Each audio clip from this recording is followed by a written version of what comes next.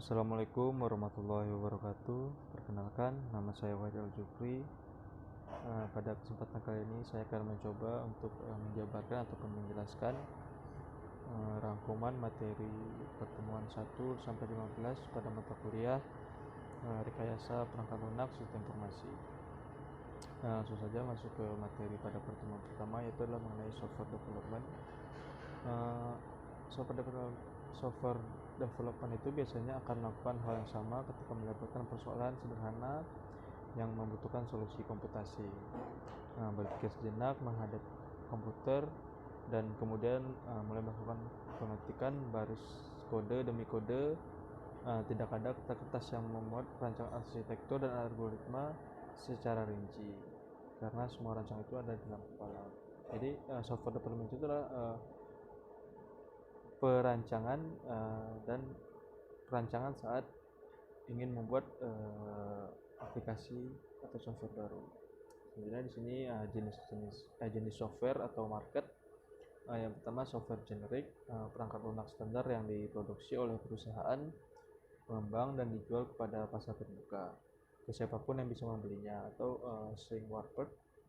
Selanjutnya adalah kategori software pesanan, perangkat lunak yang dikembangkan khusus dan disesuaikan dengan kebutuhan si pelanggan atau customer itu sendiri.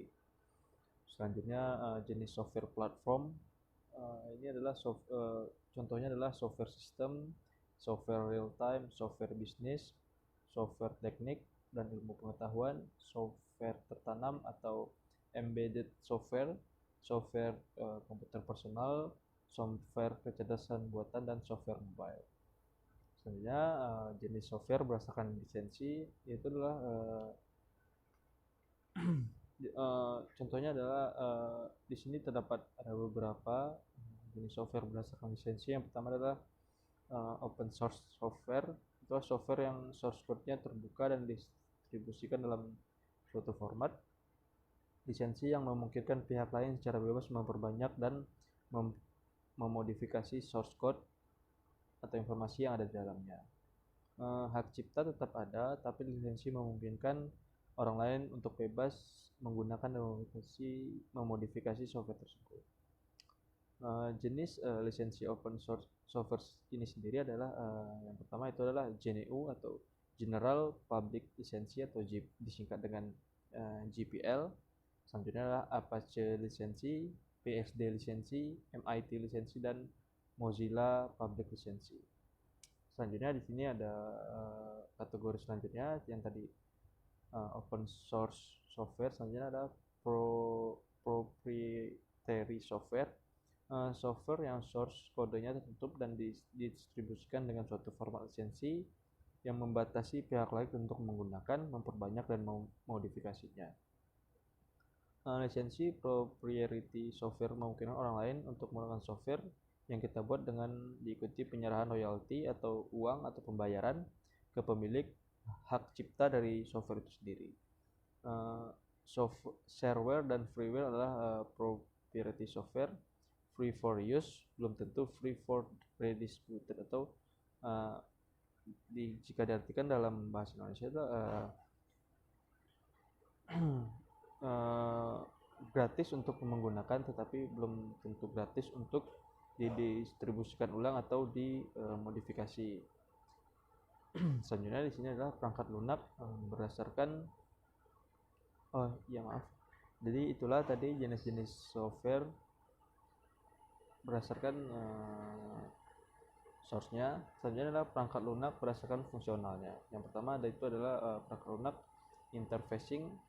Perangkat lunak ini menghubungkan suatu perangkat keras tertentu seperti hardware, driver, interface dengan perangkat keras lain. Contohnya driver untuk kamera, handphone, atau perangkat keras lainnya. Program interface seperti sensor suhu. Selanjutnya adalah operating system, perangkat lunak yang menjalankan sistem komputer dan merupakan interface dari komputer dan program aplikasi yang berjalan di atasnya. Beberapa OS yang terkenal secara luas, OS atau operating system yang terkenal secara luas itu adalah Linux dan variasinya, terus Unix, FreeBSD, Microsoft Windows, Macintosh dari Apple itu adalah jenis-jenis OS atau operating system. Dan ini ada program aplikasi atau software aplikasi. Program ini digunakan untuk keperluan tertentu yang tujuannya membantu pekerjaan manusia menjadi lebih mudah. Program ini yang banyak dibahas dalam pembuatan perangkat lunak. Program aplikasi ini tergantung pada kebutuhan program itu sendiri, seperti program Office untuk orang-orang yang bekerja di kantoran, program graphic design untuk desainer yang membutuhkan program model desain itu sendiri, selanjutnya program multimedia dan lain-lain. Selanjutnya konsep peranan software. Software dikembangkan karena ada kebutuhan requirement dari pengguna untuk komplementasi suatu proses konvensional atau proses otomatisasi yang awalnya dilakukan secara manual. Sekarang dibantu dengan menggunakan komputer dan tentunya membutuhkan software yang lebih handal untuk membantu pekerjaan tersebut. Software datang untuk memecahkan masalah dan memberi solusi bagi manusia dan pengguna. Software datang bukan untuk membuat masalah baru. Karakteristik dari program perangkat lunak itu sendiri adalah yang pertama adalah mempunyai daya guna yang lebih tinggi atau usability. Selanjutnya mempunyai kinerja sesuai fungsi yang dibutuhkan pemakai, mampu diandalkan atau reliable, mudah dirawat atau mudah diperbaiki. Selanjutnya lebih efisien, mempunyai antarmuka yang menarik agar pengguna nyaman dalam menggunakan software itu sendiri. Dan terakhir ini adalah mempunyai siklus hidup yang cukup lama atau long lifetime.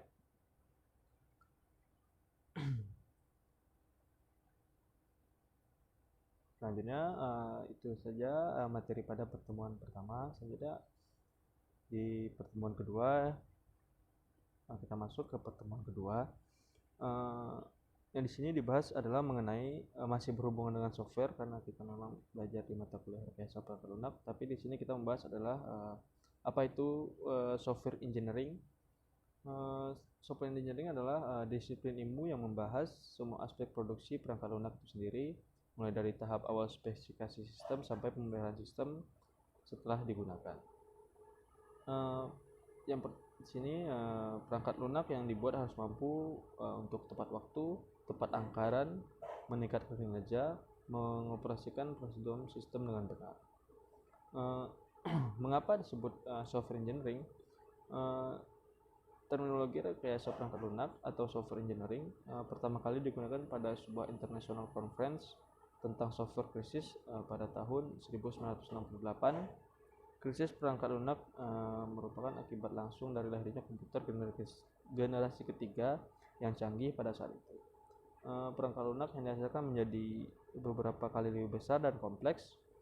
Pendekatan informal ternyata tidak cukup efektif dari segi harga, waktu, dan kualitas.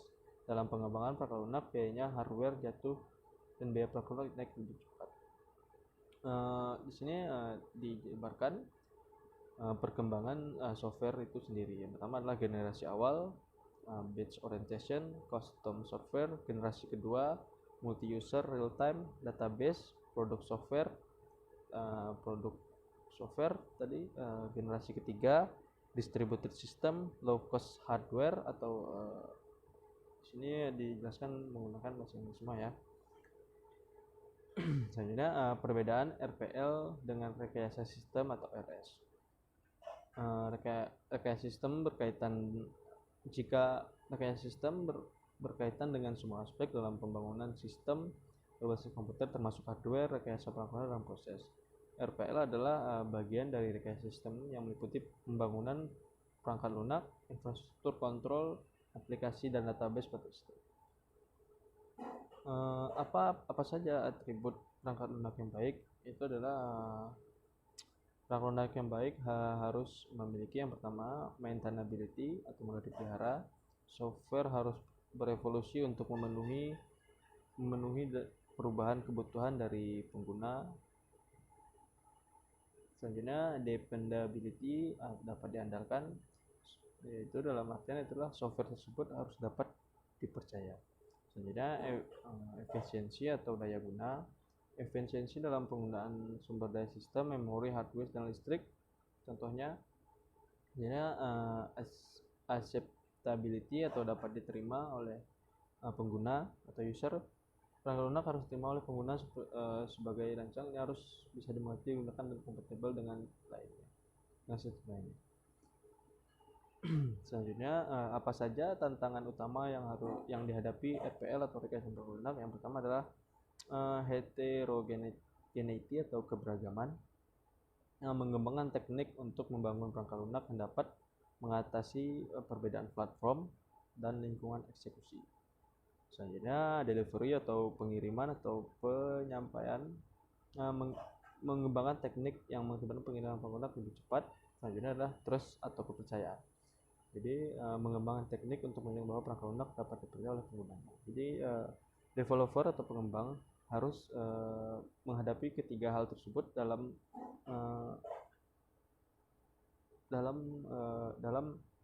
mengembangkan rekayasa perangkat lunak itu sendiri. Selanjutnya, itu tadi adalah rangkuman pada pertemuan kedua. Selanjutnya masuk ke pertemuan ketiga, Software Development Lifecycle atau SDLC. Ini adalah pengertian SDLC. SDLC adalah kependekan dari System Development Lifecycle atau bahasa Indonesia disebut siklus hidup pengembangan sistem. SDLC digunakan untuk membangun suatu sistem informasi agar dapat berjalan sesuai dengan yang diharapkan. SDLC terdiri dari beberapa tahapan yang umum diajarkan pada mata pelajaran rekayasa perangkat lunak atau analisis sistem, yaitu adalah terdiri dari 6 tahapan, yakni yang pertama itu planning, analisis, design, implementation, testing dan integration atau pengetesan integrasi, dan terakhir itu adalah maintenance atau perawatan.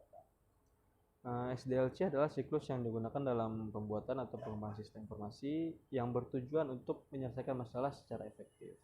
Dalam pengertian lain, SDLC adalah tahapan kerja bertujuan untuk menghasilkan sistem berkualitas tinggi yang sesuai dengan keinginan pelanggan atau tujuan dibuatnya sistem tersebut. SDLC menjadi kerangka yang berisi langkah-langkah yang harus dilakukan untuk memproses pengembangan suatu perangkat lunak. Sistem ini berisi rencana lengkap untuk mengembangkan, memelihara, dan menggantikan perangkat lunak tertentu. Pengertian SDLC menurut ahli adalah di sini mengutip adalah menurut Profesor Dr. Sri Mulyani AKCA pada tahun 2017. SDLC adalah proses logika yang digunakan oleh seorang analis sistem untuk mengembangkan sebuah sistem informasi yang melibatkan requirements, validation, training, dan pemilik sistem. Selanjutnya kita masuk pada fungsi SDLC itu sendiri. Sangat sulit untuk membuat sebuah perangkat lunak tanpa perencanaan yang maksimal. Beberapa teknik dalam pengembangan perangkat lunak terus dikembangkan hingga kini. Masih banyak perdebatan mengenai metode yang paling baik dan paling sesuai untuk segala tipe perangkat lunak. Meski demikian, ada perencanaan yang lebih baik daripada tidak ada perencanaan sama sekali. Dilihat dari berbagai sisi, SDLC memiliki fungsi antara lain sebagai sarana komunikasi antar tim pengembang dengan pemegang kepentingan atau istilah pengguna atau user itu sendiri. SDLC juga berfungsi membagi peran dan tanggung jawab yang jelas antar pengembang, desainer, analisis bisnis, dan manajer proyek. Di sini selanjutnya tahapan SDLC. Yang pertama adalah tahapan analisis sistem. Tahapan pertama itu pada tahap ini sistem akan dianalisis bagaimana akan dijalankan nantinya. Hasil analisis berupa kelebihan dan kekurangan sistem itu sendiri, fungsi sistem, hingga pembaharuan yang dapat diterapkan. Bagian ini termasuk dalam bagian perencanaan. Bagian lain yang termasuk dalam perencanaan ini adalah alokasi sumber daya, perencanaan kapasitas, penjadwalan proyek, estimasi biaya, dan penetapan. tahapan selanjutnya adalah tahapan perancangan sistem. Setelah persyaratan dipahami, perancangan dan pengembangan dapat dimulai mendesain software. Tahapan ini akan menghasilkan prototipe dan output lain, meliputi dokumen berisi desain, pola, dan komponen yang diperlukan untuk mewujudkan proyek tersebut. Setelah spesifikasi, kemudian dilakukan perancangan sistem sebagai tahapan kelanjutannya. Tahapan ini ialah tahapan di mana seluruh hasil analis dan pembahasan tentang spesifikasi sistem diterapkan menjadi rancangan atau cetak biru sebuah sistem. Tahapan ini disebut sebagai cetak biru, di mana sistem sudah siap untuk dikembangkan, mulai dari implementasi, analisis sistem, hingga tenaga pendukung sistem yang akan dikembangkan. Selanjutnya adalah tahap pembangunan sistem. Itu tahap ini memakan waktu yang paling lama karena akan muncul kendala-kendala baru yang mungkin dapat menghambat jalannya pengembangan sistem. Pada tahap ini perancangan bisa saja berubah karena suatu banyak hal. Selanjutnya yang keempat, tahap pengujian sistem. Sistem selesai dikembangkan, sistem harus melalui pengujian sebelum digunakan atau dikomersilkan. Tahap pengujian sistem harus dijalankan untuk mencoba apakah sistem yang dikembangkan dapat bekerja secara optimal atau tidak. Selanjutnya di tahap kelima itu adalah tahap implementasi. Implementasi dan pemeliharaan merupakan tahap akhir dalam membuat SDLC itu sendiri. Di tahap ini sistem sudah dibuat, diuji, dan dicoba, dan dipastikan dapat bekerja secara optimal. Setelah tahap pembuatan selesai, dilakukan implementasi dan pemeliharaan oleh pengguna. Pemeliharaan sangat penting untuk memastikan sistem bekerja dengan optimal setiap saat. Selanjutnya, setelah implementasi, maka dari itu muncullah pemeliharaan sistem itu sendiri. Pemeliharaan sistem yang sudah sangat penting untuk referensi di kemudian hari. Pemeliharaan ialah tahap akhir yang menjadi permulaan fase yang baru, yaitu penggunaan. Baik, itu saja dari pertemuan ke 3. Selanjutnya kita masuk ke pertemuan 4. Pertemuan 4 ini dikarenakan di modul ini saya kurang paham dengan penjelasannya, maka saya langsung masuk ke pertemuan 5. Model-model pengembangan perangkat lunak. Yang pertama itu adalah mode waterfall, model sequential linear atau sering disebut model pengembangan air terjun, merupakan paradigma model pengembangan perangkat lunak paling tua dan paling banyak dipakai. Model ini mengusulkan sebuah pendekatan pengembangan perangkat lunak yang sistematik dan sekuensial yang dimulai pada tingkat dan kemajuan sistem pada seluruh tahap analisis, desain, kode, pengujian, dan pemeliharaan. Selanjutnya itu adalah model pengembangan model prototyping.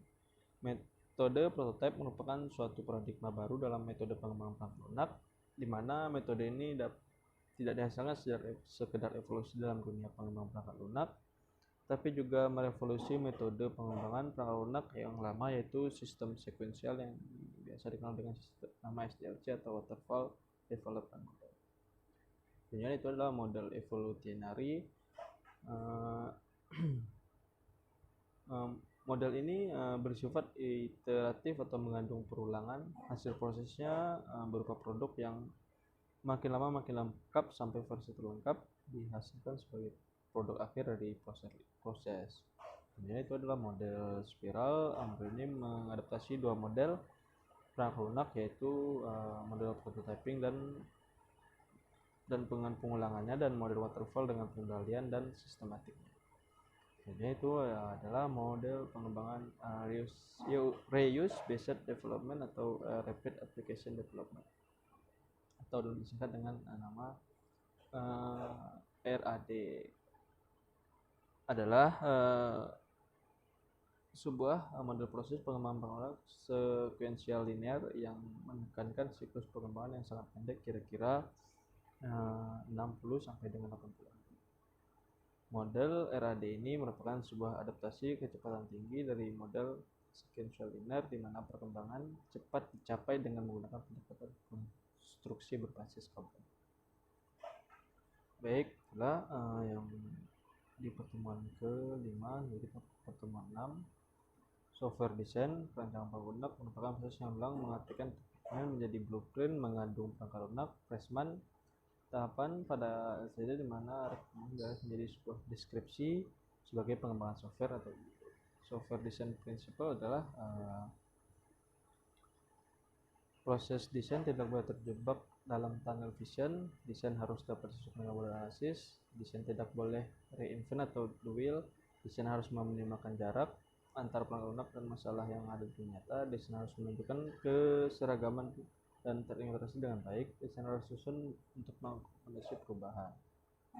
Jadi kita masuk ke pertemuan, itulah pertemuan ke-6. Ini kita masuk ke pertemuan ke-7, yaitu struktur dan arsitektur perangkat lunak. Struktur perangkat lunak berkaitan dengan susunan yang terdapat dalam perangkat lunak. Arsitektur perangkat lunak adalah gambaran yang menunjukkan properti fisik dari sistem perangkat lunak, kaitannya dengan interaksi perangkat lunak dan perangkat keras. Ini adalah pertemuan 8. Di pertemuan 8 ini saya mendapatkan modul yang saya kurang pahami, makanya saya akan langsung ke pertemuan 9, yaitu adalah function oriented. Function oriented strategi tergantung pada penggunaan sistem menjadi sekumpulan fungsi yang saling berinteraksi dengan sistem terpusat, dibagikan menjadi fungsi-fungsi ini. Strategi klasik dalam desain perangkat lunak selanjutnya disebut juga sebuah metode tradisional. Strategi ini telah dipraktikkan secara informal sejak programan dimulai. Program didekomposisi menjadi subrutin yang bersifat fungsional.